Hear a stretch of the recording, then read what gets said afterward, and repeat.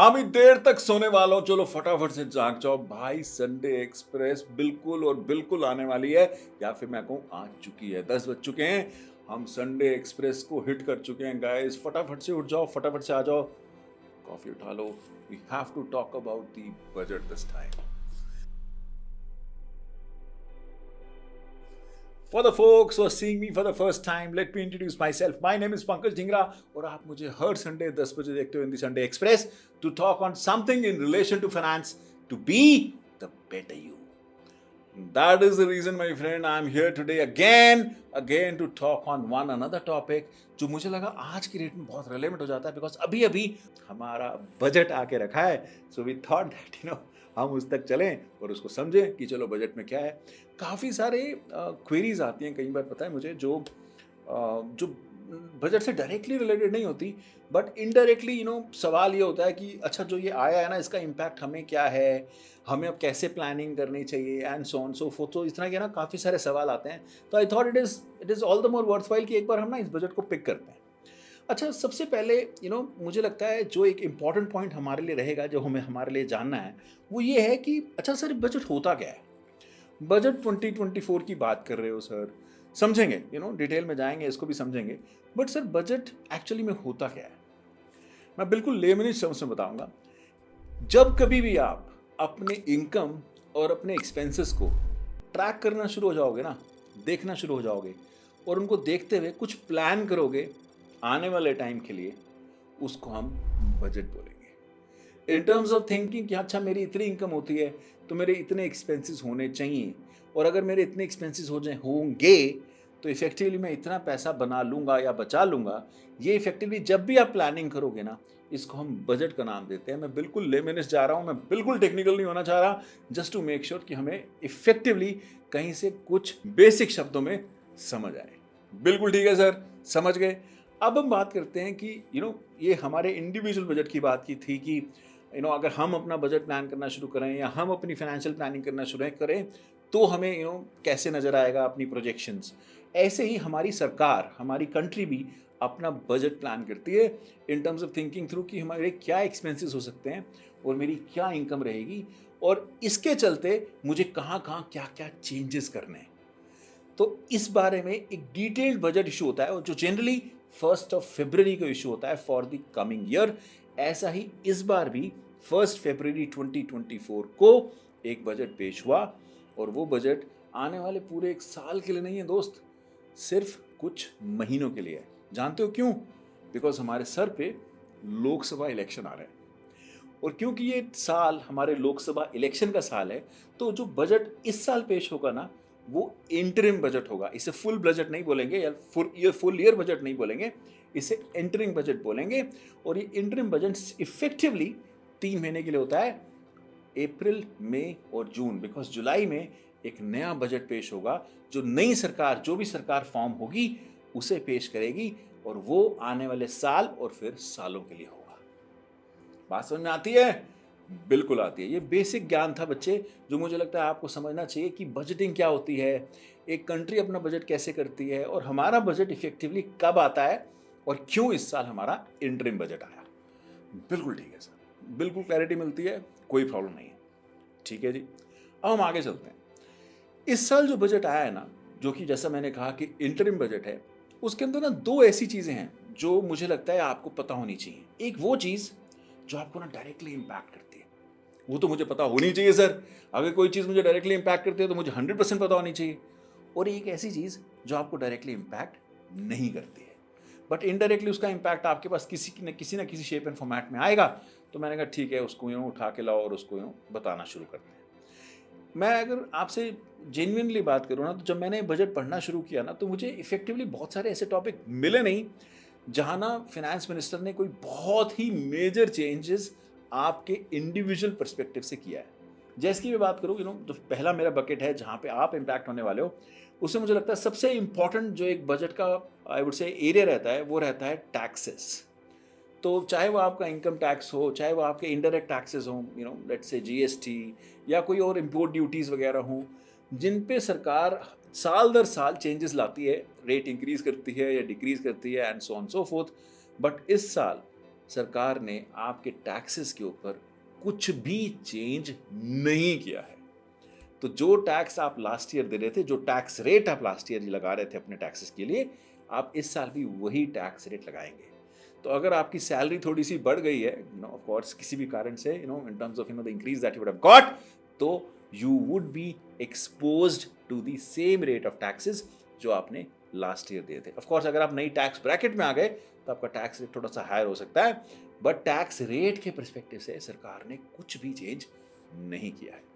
GST में भी change नहीं किया है, इनकम टैक्स में भी नहीं किया है, सरचार्जेस में भी चेंज नहीं किया है, इंपोर्ट ड्यूटी में भी नहीं किया है, कहीं भी कुछ भी चेंज आपके लिए नहीं है। ये वो चीज़ थी जो मुझे लगता है डायरेक्टली आपको इम्पैक्ट करती है, जो आपको जरूर पता होनी चाहिए। बिल्कुल ठीक है सर। अब हम आते हैं ऐसी चीज़ें जो इनडायरेक्टली आपको इम्पैक्ट करेंगी।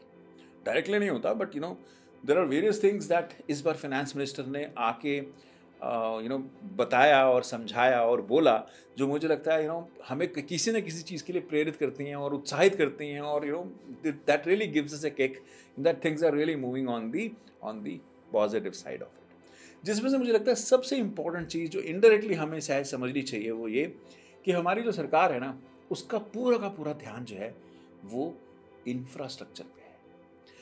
लास्ट ईयर इंफ्रास्ट्रक्चर पे सरकार ने अप्रॉक्सीमेटली 10 लाख करोड़ रुपए को खर्च करने के लिए इनिशिएटिव लिया था कि हम 10 लाख करोड़ रुपए खर्च करेंगे। इस साल सरकार ने उसको अप्रॉक्सीमेटली 11% से बढ़ा दिया है।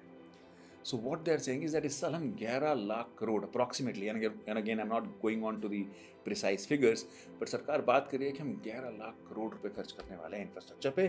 तो बॉस बिल्कुल अच्छे से तैयार हो जाना कि सरकार का जो विजन है ना, वो इंफ्रास्ट्रक्चर इंप्रूव करने का तो है ही। तो we will certainly be better off as far as our infrastructure is concerned as we go forward. But एक ना इसका इम्पैक्ट, जब भी सरकार ऐसा कुछ एक्सपेंडिचर करेगी ना, उसका एक इम्पैक्ट ना हम सब पे आता है। यू नो व्हाट, जब भी सरकार एक मेजर इंफ्रास्ट्रक्चर प्रोजेक्ट्स लगाती है या खर्चा करती है, तो उसका इम्पैक्ट ना हमारी सोसाइटी एट लार्ज पे आता ही आता है।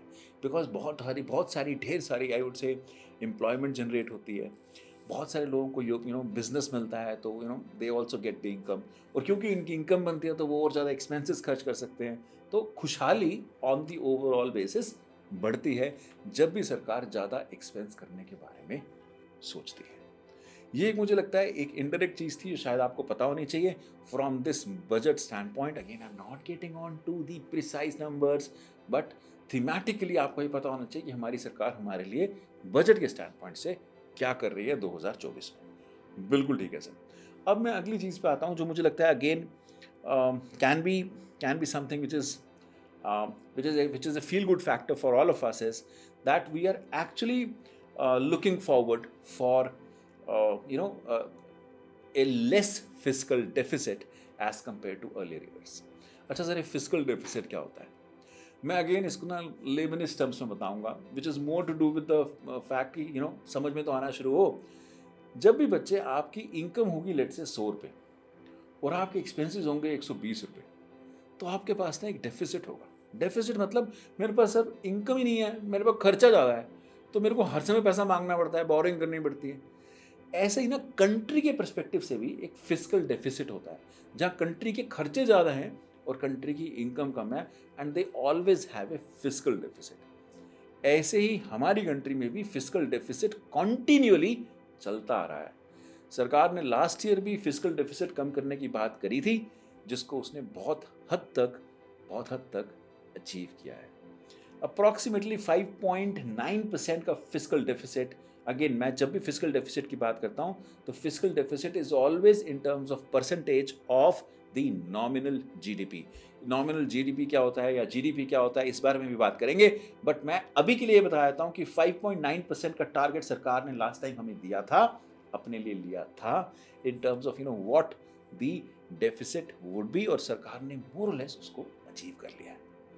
इस साल का डेफिसिट सरकार 5.1% ऑफ द नॉमिनल जीडीपी लेके चल रही है, and I am sure they would also meet the same, because ultimate target is कि हम इस फिजिकल डेफिसिट को ना सर कम से कम कर लें।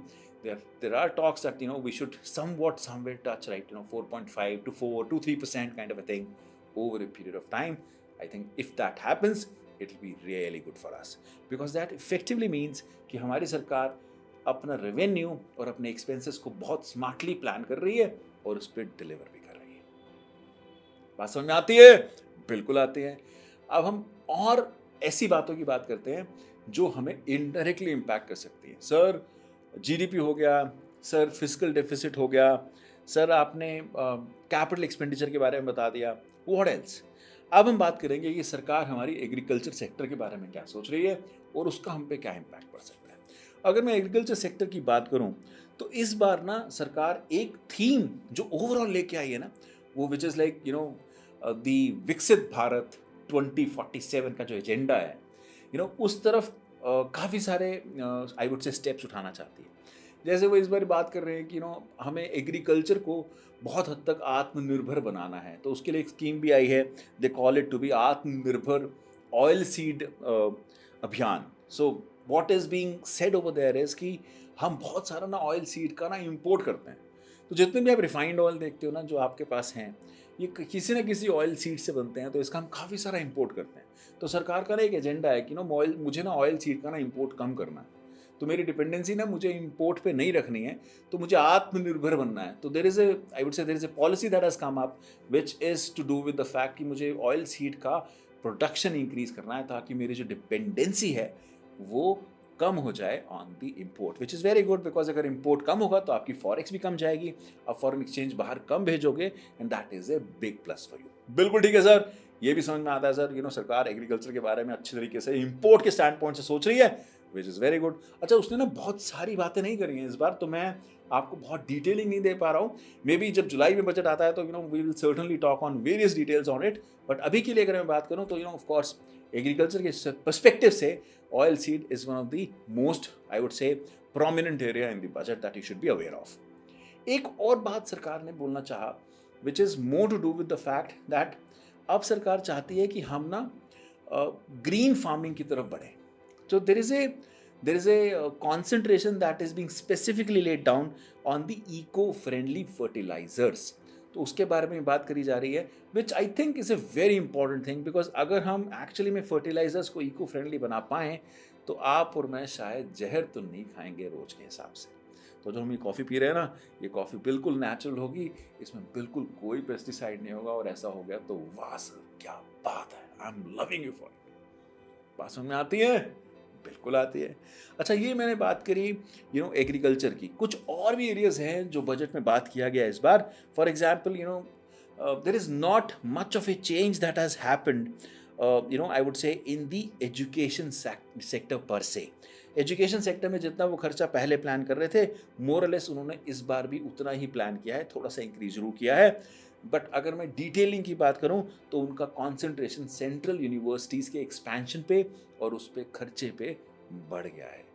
बट अगर मैं मेडिकल या हेल्थ केयर की बात करूं तो आई वुड से मोर और लेस जो एक्सपेंडिचर है सरकार का, वो इस बजट के हिसाब से ऑलमोस्ट सेम रहने वाला है as compared to last year. हाँ, उन्होंने थोड़ा सा कॉन्सेंट्रेशन सर्वाइकल कैंसर पे देने की कोशिश करी है कि कुछ एज ब्रैकेट की फीमेल्स के लिए सर्वाइकल कैंसर की जो वैक्सीन है वो फ्री ऑफ कॉस्ट हो जाएगी। डिटेल्स हम ऑफ कोर्स इस पर डिटेल चर्चा कर सकते हैं, but as of now this is what they really spoke on as far as the health care industry is concerned. Sir और क्या है? और बेटे मुझे ना ऐसी कोई बहुत मेजर बातें नहीं दिखी हैं जो मैं आपसे शेयर कर सकूं, बट कुछ मुझे 2-3 चीज़ें ऐसी लगती हैं जो फील गुड फैक्टर हैं, जहां मुझे लगता है आपके लिए एक अच्छा पर्सपेक्टिव रहेगा अगर आप तक पहुँचे। तो मुझे लगता है एक चीज़ जो आपको समझनी चाहिए वो ये कि सरकार ना हमारी यूथ को या स्पोर्ट्स को ना बहुत प्रेरित कर रही है, बहुत बढ़ाना चाहती है। तो there in fact this time the finance minister really spoke on the chess as a game and how India is doing outstanding as far as the chess is concerned. We had the Pragnananda who really gave a very tough fight to Magnus Carlsen this time, and finance minister really categorically pointed that out that हम chess में जो prodigy लेके आए हैं, जो एक आश्चर्यचकित आई would से ग्रोथ लेके आए हैं जो हमारे बच्चे कर रहे हैं, दैट इज़ रियली गुड। तो जो बच्चे हमारे चेस सीखना चाहते हैं, करना चाहते हैं, सीखने के बारे में सोच रहे हैं, गाइस हमारे regulators are very serious about the youth sport. पहली बार मुझे ऐसा लगा जैसे क्रिकेट की बात नहीं हो रही है. तो I was really happy listening the speech. तो मुझे ऐसा लगा दैट अच्छा मेरा बेटा भी चेस खेलता है, मुझे बहुत बार हरा देता है. तो आई वॉज जब चेस का नाम आया और चेस के बारे में बात हो रही तो it was a feel good factor for me also that our regulators are really thinking about not only the cricket but the other sports too. So that is again something to be looked upon. एक और चीज़ जो मुझे लगता है जो शायद directly तो हमें इम्पैक्ट नहीं करेगी बट डाउन द लाइन कर सकती है, इट इज़ दैट हम ना अब सोलर एनर्जी की बातें बहुत कर रहे हैं. तो इस बजट में भी ना रूफ टॉप सोलर स्कीम की बात हुई है, जहाँ पे वो स्पेसिफिकली बोलते हैं कि हमारा जो टारगेट है वो ये है कि 1 करोड़ ऐसे और घर होने चाहिए जहाँ हम 300 यूनिट फ्री एनर्जी दें, फ्री इलेक्ट्रिसिटी दें, अगर ऑफ कोर्स वो हमारी स्कीम में कवर हो और वो सोलर पैनल लगाएं and so on so forth. So that is again something to be looked upon.